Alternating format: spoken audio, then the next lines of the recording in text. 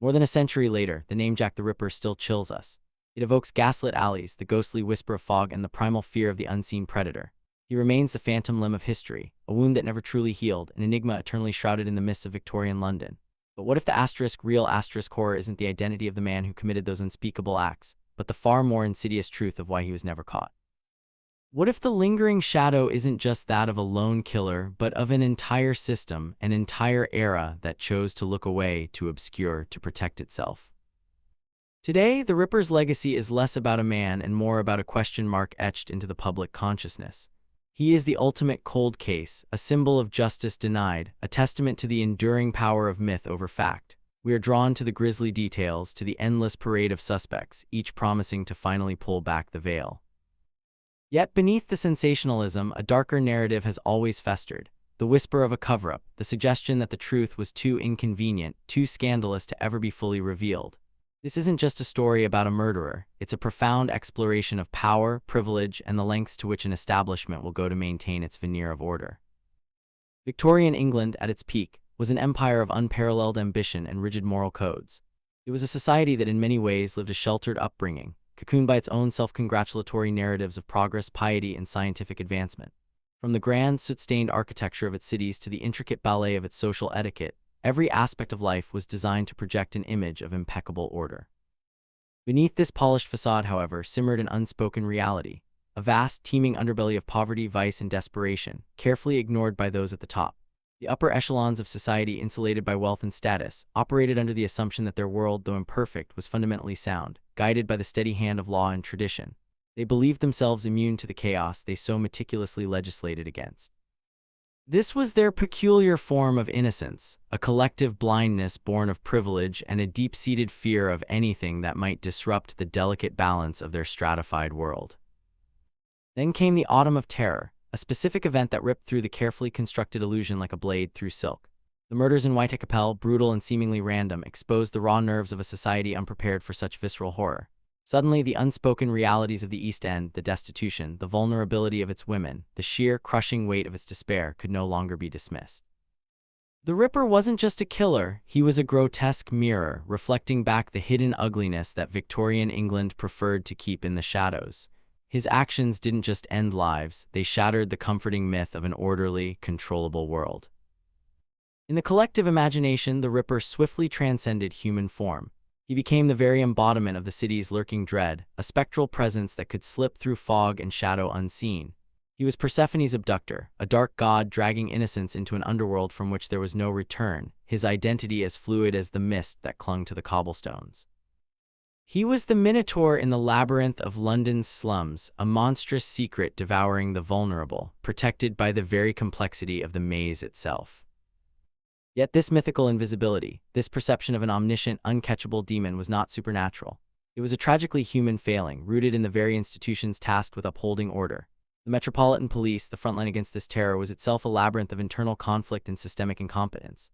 At the very apex, a prolonged feud raged between Commissioner Charles Warren and Assistant Commissioner James Monroe. This crisis of leadership created a debilitating lack of direction, where vital resources were mismanaged and communication was fractured. The monster wasn't just unseen, it was overlooked, allowed to operate within the cracks of a deeply dysfunctional organization. The police force, much like the society it served, was a body riddled with its own internal sickness, too busy warring within itself to effectively confront the evil outside its doors. The Ripper's ghost was, in part, a manifestation of their own disunity, an echo of their inability to function as a coherent entity. As the horror deepened, another, more deliberate shadow began to fall. Near the body of Catherine Eddowes, a piece of graffiti was discovered, scrawled on a wall. "The Jews are the men that will not be blamed for nothing." Before it could be properly documented or photographed, Commissioner Warren, a prominent Freemason, controversially ordered its immediate erasure. Warren claimed his decision was to prevent anti-Semitic unrest, fearing the inflammatory nature of the message in an already tense city. Yet to many, this act was less about keeping the peace and more about silencing a dangerous truth. It was the act of the mythical censor, the god who decrees which stories can be told and which must vanish into the ether, an act of textual destruction mirroring the erasing of history itself. Symbolically, Warren's act was a powerful, almost ritualistic gesture of concealment. It wasn't merely a pragmatic police decision, it was the first overt crack in the facade of a purely objective investigation. It signaled a willingness at the highest levels to prioritize social order and reputation, or perhaps to protect specific interests over the unvarnished pursuit of evidence. The Jews' graffiti, whether a direct clue or a xenophobic scrawl, became a focal point for suspicion, suggesting that the truth, if exposed, might implicate forces far more powerful than a lone deranged killer. It hinted that the Ripper's escape might not be accidental, but an engineered outcome. This creeping sense of deliberate cover-up found its most sensational and enduring form in the royal conspiracy theory. Popularized by Stephen Knight in 1976, it posited that the murders were not the random acts of a madman, but a chillingly precise operation orchestrated by the very heart of the establishment. The theory claimed that Queen Victoria's physician, Sir William Gull, committed the atrocities to silence working-class prostitutes who knew about a secret marriage and child between Prince Albert Victor, the Duke of Clarence and Avondale, Queen Victoria's own grandson, and a Catholic commoner named Annie Elizabeth Crook. Here, the killer becomes the ultimate enforcer of the gods, a designated angel of death, cleansing the royal lineage of its mortal impurities. He is the divine executioner, acting not out of personal malice but on behalf of a higher, untouchable power. This mythological narrative of a powerful, unseen hand guiding the knife finds a modern echo in recent research surrounding Aaron Kosminski, a prominent suspect identified through DNA evidence. The theory suggests a Masonic link to Kosminski, proposing that his alleged affiliation with the Israel Lodge of Freemasons might explain why he was committed to an asylum rather than being publicly tried and prosecuted. The asylum, in this light, transforms from a place of medical care into a gilded cage, a hidden prison designed to contain a truth too dangerous for public consumption. It's the modern Tartarus, where the inconvenient are banished not to be punished, but to be forgotten, their existence erased from the public record. This institutionalization, according to the theory, served as a sophisticated cover-up, meticulously designed to protect the Jewish Masonic community from further anti-Semitic scrutiny during an already volatile period. It points to a profound shift in the state's calculus, from pursuing justice to managing public perception, from solving a crime to containing a scandal that could unravel deeper societal threads. This was the moment the Victorian establishment, in its collective consciousness, made its defining choice. This was the transformation of the investigation from a genuine pursuit of the killer to a strategic management of the narrative, a conscious decision to prioritize institutional preservation and the delicate balance of power over the raw, uncomfortable truth. It was the point of no return, where the possibility of genuine justice was sacrificed on the altar of expediency and reputation. The decision, once made, settled like a London fog, thick and pervasive. It wasn't a single proclamation, no grand council where the fate of truth was sealed with a gavel. Instead, it was an insidious collective understanding, a whispered agreement echoing through the hallowed halls of power from Scotland Yard to Whitehall, and perhaps even closer to the throne. This was the true birth of the Ripper myth, not in the shadows of Whitechapel, but in the polished chambers where reputation was currency and scandal, an unforgivable debt.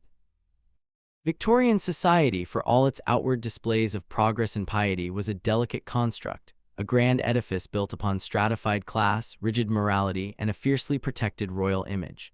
Its upbringing was one of carefully curated appearances, a relentless pursuit of order in a world teetering on the edge of social upheaval. Beneath the veneer of empire lay a simmering cauldron of discontent, poverty, anarchism, the nascent stirrings of women's suffrage, and the ever-present fear of contagion, both physical and moral, from the sprawling, unwashed masses of the East End. The establishment, much like a sheltered child, had been meticulously shielded from the harsher realities of its own creation, believing its carefully constructed world immune to fundamental rot. The Whitechapel murders were not merely crimes, they were a gaping wound in this carefully woven tapestry, a visceral manifestation of the very chaos the Victorians so desperately sought to suppress. Each brutal killing was a rhetorical question screamed into the night, challenging the very foundations of law, order, and social control. The specific event that solidified the cover-up wasn't the discovery of a body, but the dawning, chilling realization that the killer's identity, if revealed, threatened to unravel everything. It was the understanding that the Ripper was not a common thug from the Rookeries, but potentially someone of means of influence, perhaps even connected to the very institutions tasked with upholding society. The implications were catastrophic. Consider the myth of Pandora's box. The Victorians in this moment held their own box, not one filled with evils, but one containing a truth so incendiary it could consume their world. They believed they had the wisdom, the right to keep it closed. Pandora, driven by curiosity, unleashed suffering upon humanity. The Victorian establishment, driven by self-preservation, chose not to open their box, to seal away the uncomfortable truth. believing this act of suppression would prevent greater suffering, greater chaos. The rational, symbolic explanation is clear. The unknown, the unrevealed, became a controllable narrative. A monstrous, anonymous killer, though terrifying, was preferable to a named, connected individual whose exposure could implicate the elite, expose hypocrisy, and shatter the illusion of a morally upright ruling class. The Ripper, as a phantom, served a purpose. As a person, he was a bomb. The investigation, initially a genuine scramble for justice, quickly morphed into a damage control operation. Every false lead, every dead end, every misstep was not merely an investigative failure but a reinforcement of the desired narrative. The Ripper was an elusive phantom, a cunning demon beyond the grasp of mortal men. This narrative served to deflect blame from the police, to soothe public anxieties with the idea of a force of nature rather than a failure of governance, and crucially, to prevent any uncomfortable truths from surfacing. Think too of the myth of the asterisk minotaur in the labyrinth asterisk. King Minos, to hide the monstrous offspring of his wife Pasiphae, built an intricate maze, a complex system designed to conceal a terrible secret and demand tribute. The labyrinth of the Ripper investigation was similarly designed, though perhaps unconsciously at first, to obscure. The maze wasn't merely the physical streets of Whitechapel, but the bureaucratic tangle, the conflicting reports, the rivalries between city and metropolitan police, the deliberate misdirections, and the sensationalist press that, while ostensibly seeking truth, often became unwitting architects of obfuscation. Minotaur was the unpalatable truth of the killer's identity, a truth so monstrous to the Victorian psyche that it had to be walled off, its existence acknowledged only through the ritual sacrifice of the victims and the unending, fruitless pursuit within the maze. The rational explanation is that the labyrinthine nature of the investigation wasn't always incompetence.